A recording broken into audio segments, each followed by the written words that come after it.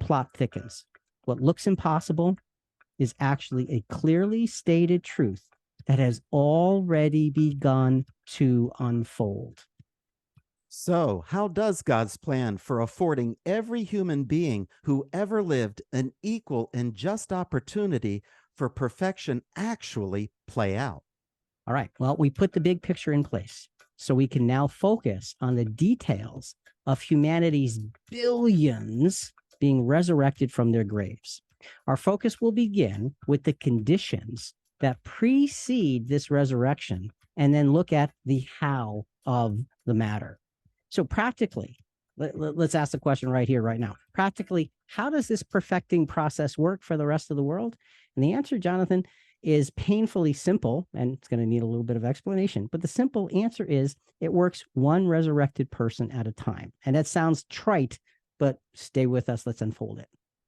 I'm excited to discuss this next section and see the perfecting process of how the billions and billions become a glory to God. I want to see the happily ever after.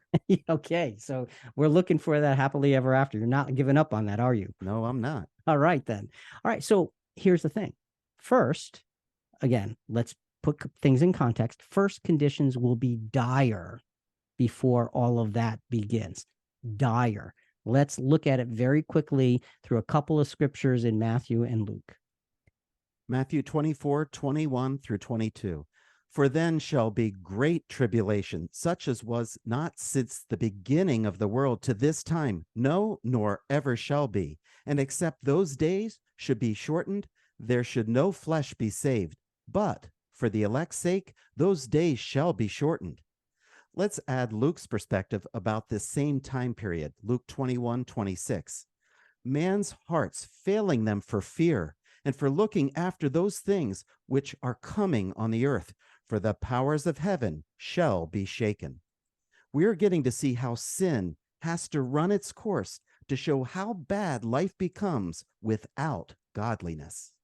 And Jonathan, that's a big statement. And that can be a theoretical statement. It can be a statement that you say, yeah. You really don't need all of that. Let me give you a very hard, clear example, real life example in my own life.